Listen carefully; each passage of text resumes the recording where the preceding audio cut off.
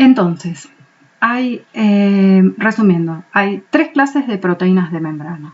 Las que son proteínas integrales transmembrana, ¿sí?, que van a contener uno o más hélices, y en general son lo que les decía, receptores o proteínas transportadoras. Hay otras proteínas que son periféricas, es decir, que están asociadas a la membrana. No están covalentemente unidas a las cabezas polares de la bicapa o a proteínas integrales, ¿sí? O sea, estas proteínas se unen a través de uniones no covalentes a otras proteínas, ¿sí?, o a los fosfolípidos de la membrana. Esas son proteínas periféricas. Y hay otras que pueden ser proteínas, hay otro tipo que pueden ser proteínas integrales de la membrana, que van a estar unidas covalentemente a lípidos que están dentro de la membrana. Y los lípidos pueden ser, como les mostraba, como era este caso, ¿no? En este caso. O este caso también. Los lípidos pueden ser fosfatidilinositol o un grupo prenilo derivado de isoprenoides, no importa. Digamos, lo que sí, como son proteínas integrales de membrana, porque están unidas a través de uniones covalentes. En cambio, las periféricas están unidas a través de uniones no covalentes. Y estas pueden estar unidas covalentemente a lípidos, y también hay otro tipo, como estas, que en realidad son proteínas integrales que tienen en su secuencia alfa hélices que están integradas en la membrana. Bueno, las proteínas periféricas se pueden, digamos, se pueden purificar de la membrana utilizando soluciones con alta utilizando soluciones de alta o baja fuerza iónica. También los altos pHs digamos, pueden liberar este tipo de proteínas, ¿sí? ¿Por qué? Porque rompen, digamos, la interacción que hay proteína-proteína, y que son interacciones que son no covalentes, en realidad interacciones más débiles. Y las proteínas integrales pueden, digamos, purificarse utilizando otro tipo de cosas, como los detergentes o solventes específicos. Ahora vamos a ver. Entonces, hay algunas proteínas citosólicas que van a estar unidas a la membrana a través de este anclaje lipídico. Y es este anclaje lipídico el que va a controlar esta localización de estas proteínas citosólicas en la membrana. Y esto a veces funciona, o en general funciona, en proteínas que son citosólicas, que están involucradas en transducir señales que vienen desde el exterior hacia el interior celular. Por ejemplo, las proteínas quinasas SRC pertenecen a la familia de proteínas tirosina quinasa, ¿sí? Estas quinasas, durante la síntesis, se le agrega un grupo meristoilado que va a anclar a esta proteína a la membrana en el lado citosólico. Frente a una respuesta a una señal extracelular determinada, que, digamos, hay determinadas señales extracelulares que lo que van a hacer es que van a inducir que se le agregue un ácido palmítico a estas proteínas, lo que va a permitir el reclutamiento de más quinasas en la membrana. Y estas quinasas se requieren que estén en la membrana para agregar fosfatos en otras proteínas que van a ser mensajeros, que van a llevar ese mensaje que viene de afuera de la célula hacia el interior celular, en muchos casos generando, por ejemplo, un aumento de la expresión de determinados genes. Y esto va a ocurrir en un determinado momento. Hay algunas proteínas de membrana, como las aquaporinas. Estas son proteínas transmembranas, ¿sí?, que van a formar poros en las membranas biológicas. En general transportan, digamos, principalmente agua, aunque pueden también transportar algunos solutos pequeños. Y en realidad estas proteínas son bastante complejas, son proteínas que se ensamblan en la membrana, tienen una estructura cuaternaria tetramérica, en donde cada uno de los 4 monómeros presenta un poro individual. No importa, simplemente es para que vean, yo quiero que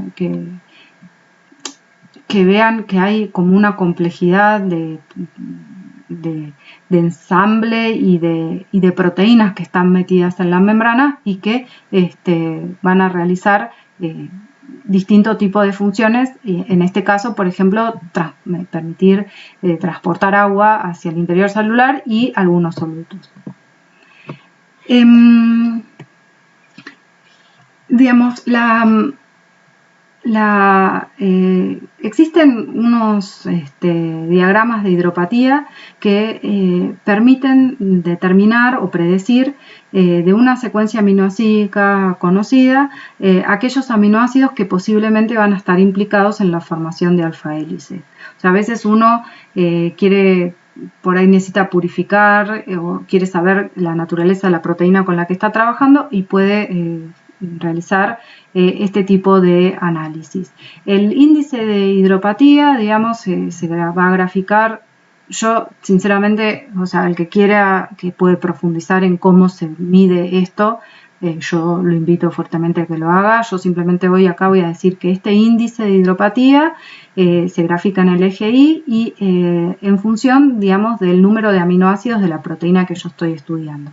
Y cuando se ve un pico de este índice de hidropatía, indica la secuencia que puede estar formando alfa hélices que van a estar metidas dentro de la membrana. Entonces, en este caso se muestra, hay dos tipos de proteínas transmembranas que se muestran, que tienen una sola alfa hélice, ¿sí? Un solo paso transmembrana, mientras que esta otra proteína tiene 7 pasos transmembrana, ¿sí?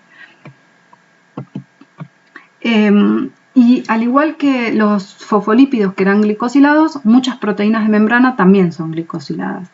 De hecho, la mayoría de las proteínas transmembranas son glicosiladas. Los azúcares se van a agregar tanto en el lumen del retículo endoplasmático como en el lumen del aparato de Golgi. Por eso siempre quedan en el lado, digamos, no citosólico, o sea, del lado de afuera de la célula, ¿sí? O sea, este es el citosol, acá quedan todos los azúcares, del lado de afuera. Y dado que en el citoplasma hay un ambiente reductor, digamos, esto no permite que se formen puentes de hidrógeno ni intra ni intercatenarios. Sin embargo, los puentes de disulfuro se forman del lado externo, que pueden ser intracatenarios como estos o intercatenarios. Que pueden ser intracatenarios como estos o intercatenarios como estos. Y la formación de estos puentes disulfuro ayudan a estabilizar la estructura en general de las proteínas o la asociación de las proteínas con otras proteínas. Y como les contaba antes, que muchos glicolípidos estaban glicosilados, la glicosilación, o sea, el agregado de azúcares a las proteínas, también va a cubrir extensamente la superficie de todas las células y va a ayudar en la protección de las células contra el daño químico y mecánico, al igual que lo hacían los glicolípidos. Bueno, hablamos hace un ratito de que las proteínas de membrana pueden ser solubilizadas y purificadas con distintos detergentes. En realidad, las proteínas, digamos, transmembrana pueden ser solubilizadas solo con agentes que rompan las asociaciones hidrofóbicas y la bicapa lipídica. En general, lo más utilizado son detergentes, ya que los detergentes también son moléculas anfipáticas, en donde tienen una cola hidrofóbica y una cabeza, digamos, hidrofílica. Y los detergentes más utilizados son el SDS, que es un detergente iónico, y también detergentes no iónicos, que son, digamos, un poco más suaves, como por ejemplo el Triton X100. Entonces, Los detergentes van a romper la bicapa lipídica y van a solubilizar a las proteínas, formando, digamos, complejos de detergente, proteínas y lípidos, ¿sí? También los fosfolípidos de la membrana se solubilizan con el detergente y forman micelas. Y los detergentes fuertes como el SDS sirven para purificar proteínas de membrana, pero las van a purificar en una forma inactiva, ya que va a afectar la conformación. Y los detergentes más suaves como el tritón permiten purificar proteínas en su forma activa. Bueno, hay otras proteínas como las bacteriorhodopsinas. Estas proteínas fueron las primeras proteínas transportadoras de membranas cuya estructura fue determinada, su estructura se generaron cristales por cristalografía y se pudo determinar. Es una proteína transportadora formada por 7 alfa hélices transmembrana y tiene un cromóforo, o sea, que es esta molécula de retinal que absorbe luz, ¿sí? Fíjense lo complicada de la estructura de esta proteína. Esta proteína, la bacteriorhodopsina, se aisló de las halobacterias y actúa como una bomba de protones y usa la energía de la luz para transportar protones contragradiente al medio extracelular a través de la membrana. Y este gradiente de protones se va a convertir luego en energía química mediante una ATP sintetasa. Esta bacteriorhodopsina es un miembro de una gran superfamilia de proteínas de membrana con estructuras similares pero de distintas funciones. Por ejemplo, hay otras proteínas como las rhodopsinas que se encuentran en los bastones de las células de la retina que tienen una estructura similar, ¿sí? Y funcionan en forma bastante similar. Y hay otras también proteínas que son receptoras que se encuentran en las membranas de un montón de células que tienen una estructura similar, aunque una función un poquito distinta. Pero, digamos, a partir del hallazgo de esta y la purificación y la determinación de la estructura de esta proteína, pudieron aislar otras proteínas que son bastante parecidas, que se llaman channel rhodopsin, que también son proteínas de membrana que van a través de un estímulo lumínico se abren y dejan pasar iones. Y estas channel rhodopsin se convirtieron en un boom en el estudio de circuitos neuronales, ¿no? En la neurobiología, porque a partir del aislamiento de estas proteínas de algas verdes se empezaron a generar otras y se descubrieron otras proteínas similares. Y entonces esto lo que permitió es, una vez que se encontraron, se determinó su secuencia, permitió expresar estas proteínas en distintos grupos neuronales y entonces activar por luz un determinado grupo y ver, digamos, cómo eso produce una activación en esa neurona donde uno expresa esta proteína. Generó una revolución. Esto se llama, esta técnica por ahí la conocen más como optogenética, ¿no? En donde se usa la activación por una longitud de onda de este tipo de proteínas, de las rhodopsinas, ¿sí? Que se activan por luz y se abren por luz, dejan pasar iones y producen un aumento en la actividad de la neurona que lo exprese. También hay otras proteínas que estas son las channel rhodopsin. En general hay también ahora hay proteínas que son que se pueden activar en otras longitudes de onda, porque el channel rhodopsin se activaba con longitudes azul, pero ahora también están las crimson que se activan con longitudes de onda roja. Y así como están estas que se activan por luz, hay otras proteínas que se inhiben por luz. Entonces son herramientas muy útiles para poder estudiar la función de unas determinadas neuronas dentro de un circuito, ¿sí? La verdad que es una herramienta muy, muy súper utilizada. Bueno, y muchas, como también se deben imaginar, muchas de las proteínas de membrana también pueden difundir en el plano de la membrana. Las proteínas no pueden hacer flip-flop, a diferencia, digamos, de del colesterol, pero sí pueden difundir lateralmente y pueden rotar sobre su eje. Hubo el experimento que demostró que las proteínas sí tenían difusión lateral, se basó en lo siguiente. Agarraron una célula de ratón y una célula humana, y se formó una célula híbrida entre ratón y humanos, y se usaron anticuerpos que reconocían a las proteínas de ratón y a las proteínas humanas. En verde se marcaron las proteínas de ratón y en roja las proteínas humanas.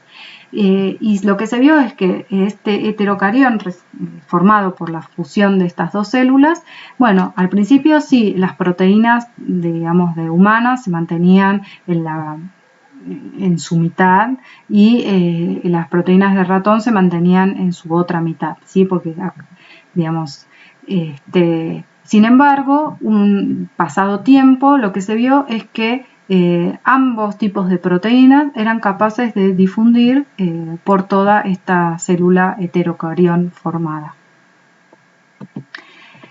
La difusión lateral de las proteínas puede estudiarse utilizando esta técnica que se llama FRAP, que es Fluorescent Recovering After Photobleaching. O sea, básicamente lo que se requiere es marcar a la proteína de membrana de interés fluorescentemente, ya sea expresando una proteína recombinante, unidad GFP, o mediante algún dye, alguna sustancia que marque específicamente las proteínas de membrana.